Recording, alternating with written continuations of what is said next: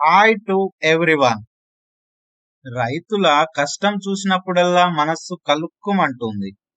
విత్తనాల కోసం మార్కెట్కి వెళ్ళడం, అతను వెళ్ళేసరికే అప్పటికే చాలా మంది విత్తనాల కోసం లైన్లో బారులు తీరి ఉండడం, అయినప్పటికీ చాలా ఓపికతో ఆ లైన్లో నిలబడి విత్తనాలు తీసుకోవడం, మార్కెట్ నుంచి తెచ్చిన విత్తనాలతో పొలంలో పంట వేయడం, పంట ఏపుగా పెరగడం, ఇక చివరికి పూత రాకపోవడం.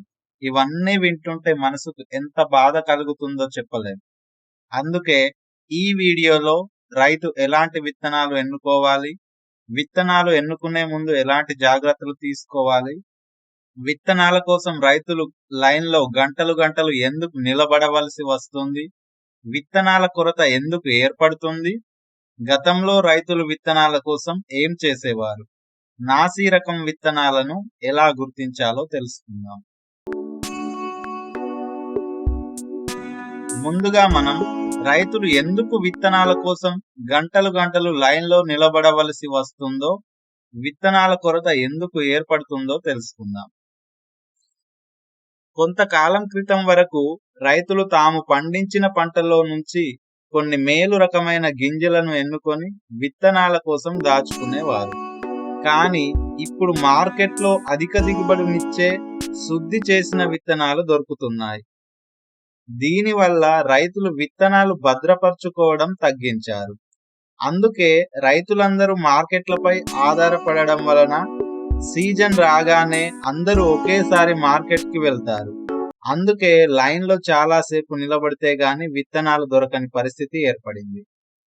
కేవలం మార్కెట్ పై ఆధారపడడం వలన రైతులందరికీ సరిపడా విత్తనాలు మార్కెట్లో దొరకకపోవడం వలన విత్తనాల కొరత ఏర్పడుతున్నది. నాగులు పద్ధతి. గతంలో రైతులు విత్తనాల కొరత రాకుండా ఏం చేసేవారంటే, రైతులు ఒకరి దగ్గర నుంచి మరొకరు విత్తనాలు తీసుకునేవారు. పంట పండిన తర్వాత తీసుకున్న దానికి అదనంగా కలిపి తిరిగి ఇచ్చేవారు. ఈ పద్ధతిని నాగులు అంటారు. మంచి విత్తనాలు ఎంచుకోవడంలో తీసుకోవలసిన జాగ్రత్తలు. రైతులు విత్తనాలను ఎన్నుకోవడంలో కొన్ని ముఖ్యమైన అంశాలను పరిగణలోకి తీసుకోవాలి. నాణ్యత, మొలక శాతం, భౌతిక స్వచ్ఛత, జన్ను స్వచ్ఛత వంటి అంశాలు కీలకంగా ఉంటాయి. అధిక దిగుబడి కోసం ధృవీకరించిన విత్తనాలను మాత్రమే ఎంపిక చేయాలి. ఇతర కలుపు విత్తనాలు లేకుండా శుభ్రమైన విత్తనాలను ఎంపిక చేయాలి. లైసెన్స్ కలిగిన డీలర్ల వద్ద మాత్రమే విత్తనాలను కొనుగోలు చేయాలి. బిల్లు తప్పనిసరిగా తీసుకోవాలి. బిల్లుపై డీలర్ సంతకం ఉందో లేదో చెక్ చేయాలి. తద్వారా నష్టపరిహారం పొందే అవకాశం ఉంటుంది. గింజల రంగు, పరిమాణం సమానంగా ఉన్నాయా లేదా అని గమనించాలి. వ్యవసాయ అధికారులు సూచించిన విత్తనాలను మాత్రమే ఎంపిక చేయాలి. సంచులపై లేబుల్స్ సరిచూసుకోవాలి. నీటి వసతి, నేల రకం, స్థానిక వాతావరణ పరిస్థితులు ఆధారంగా విత్తనాలను ఎన్నుకోవాలి. స్థానిక కృషి విజ్ఞాన కేంద్రం లేదా వ్యవసాయ పరిశోధనా సంస్థ ద్వారా తాజా సమాచారాన్ని పొందాలి. ఇతర రైతుల అనుభవాలను తెలుసుకొని విత్తనాలను ఎంపిక చేసుకోవడం ఉత్తమం. నాసీ రకం విత్తనాలను గుర్తించడం ఎలా? నకిలీ విత్తనాలను గుర్తించడం రైతులకు చాలా ముఖ్యం. ఎందుకంటే అవి దిగుబడి తగ్గించడమే కాకుండా ఆర్థిక నష్టాన్ని కూడా కలిగిస్తాయి. నకిలీ విత్తనాలను గుర్తించడానికి కొన్ని ముఖ్యమైన సూచనలు ఉన్నాయి. ప్యాకింగ్ మరియు లేబుల్ పరిశీలన. విత్తన సంచిపై ప్రభుత్వ ధృవీకరణ ట్యాగ్ ఉందో లేదో తనిఖీ చేసుకోవాలి.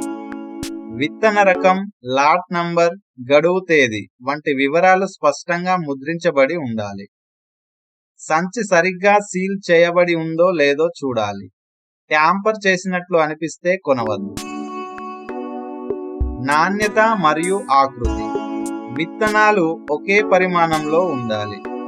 ప్రైవేట్ కంపెనీ విత్తనాల వెనుక ట్యాగ్ ఉందో లేదో చూడాలి. మొలక శాతం పరీక్ష. 100 గింజలు తడి వస్త్రంలో లేదా ఒక పాత్రలో నాటి 3-4 రోజుల తర్వాత మొలక వచ్చే వరకు ఉంచి పరిశీలించాలి. 80% కంటే తక్కువ మొలకలు వస్తే నకిలీ విత్తనాలు అయ్యే అవకాశం ఉంటుంది.